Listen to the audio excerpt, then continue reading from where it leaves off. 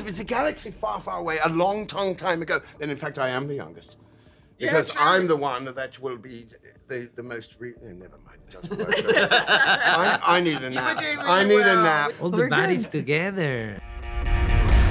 We're in a war. You wanna fight? Or you wanna win?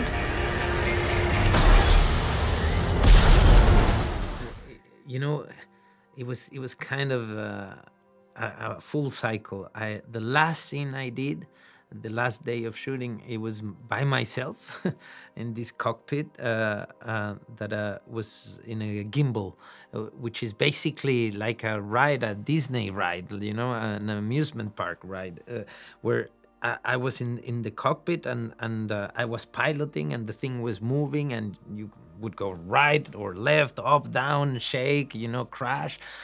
I was back in my childhood playing, but with the real toy, you know, and that was my last day of shooting. Yeah. A fun day of so shooting. cool. It was fun, but at the same time I was very, you know, nostalgic already and melancholic about it, and but having fun, you know, and playing and making sure I enjoyed it like till the last second. It was intense. It was intense. But this show or this job connects with my childhood like no other job, you know. And it's an interesting thing because it is a very complex story. I'm sure I wouldn't be able to do this 10 or 20 years ago, you know. I'm glad it happened now in my life. But at the same time, the child comes out, you know, the kid comes out. Listen, I am an OG fan. I was in the cinema when the first one came out. I was literally in the cinema. I think it's really kind of like, it's like having a kiss, you know, like a nana kiss. When you're a little person, you can go, well, oh, I wonder what it's like. And people can describe it to you, but they can't give you the feeling of it. But, you know, when you are on set, and this was what happened on Rogue One, and you turn around and there are stormtroopers sitting there. That was, and remember stuff. your And first like, day? and Oh, I that brought in the was- Death Trooper. The Death Trooper had never been seen before I walked in the field. I remember that. I get two Death Troopers. Because the That's Death amazing. Troopers They're the are ones. like, you know, so these advances or variations on are endlessly enjoyable. Yeah, even for if those you've got no history with Star Wars. My first day was Ferrex with Kyle. We did that last scene. That was our first. That was my first day, and I walked into this amazing set that had been built, and then I turned a corner, and it was just stormtroopers, and I was like, okay, even I am a bit like, this is very full on. The it was presence so of incredible. them. It's like you see them. You know, it's just so wonderful to be a part of something that means something to people, something that resonates, you know, and to get to be a part of it. The themes within it, it's, you know, it's about human behavior and how we treat each other and what we believe in and what we are against, and everyone can resonate with that. And so to be a part of, especially Andor, because it is so driven character-wise and relationship-wise, as an actor, you know, you feel kind of pinch me. I've been landed in the version that one would want to be in. It's very cool. And I'm not very cool about it either. Even, you know, I thought maybe by season 2 I would get over it, but I was one of the, I think, probably the most annoying actor. I just touched everything. Every time I saw a button, I wanted to touch it. It's just fascinating. I grew up watching these movies, and the idea of me being in one or to be in one of these sets was always such a wild dream. So I never took it for granted. There wasn't a day on set that I didn't, you know, that I didn't really realize and take it all in and tell myself, you're in Star Wars, you're in Star Wars. And then I had to sort of focus and be like, all right, now it's time to, you know, do the scenes and be a part of it, because part of being in this show is that it's this really beautiful drama that just happens to be in a galaxy far, far away. So I sort of had to detach myself from that a little bit. Stop touching the buttons. And I stopped touching the buttons. There is one scene where I do touch every button, but they have to be touched anyway. Yeah, it just happens to be Star Wars is how I felt about when I first read the scripts, but yeah, there's something about when it goes out into the world that you realize what world you're going out into, which is quite extraordinary. Like, it spans so many generations. I think it's really special to be part of Andor, and as an extension, Rogue One, which seemed to be changing the game of Star Wars, in my opinion.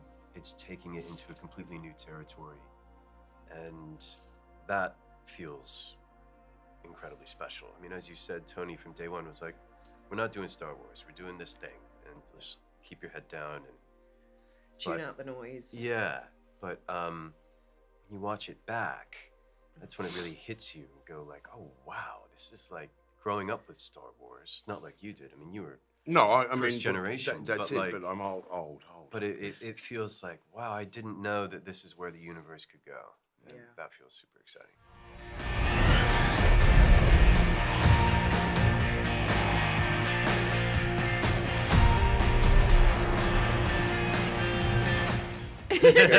Not only did you have stormtroopers in Rogue One, you had Darth Vader as well. Yeah. Yes. So, like, Look, choke on your aspirations. Oh, look, and the thing is that is something that we choke on your came back. aspirations is from Darth Vader. Yeah, that's from Darth Vader to me. Yes.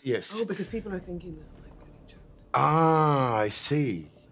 You have a great line as well, which is, I wrote it down because it was so good, talking about access to stable, unlimited power, which is like, I presume it was an episode 3 reference with Palpatine's unlimited power. I was just like, that's so good because it tells you so much. Easter egg aplenty, I think that is part of also the extended joy for, listen, it's the classic formula. You want stuff that is going to be interesting and accessible to people that have never watched it. Yeah.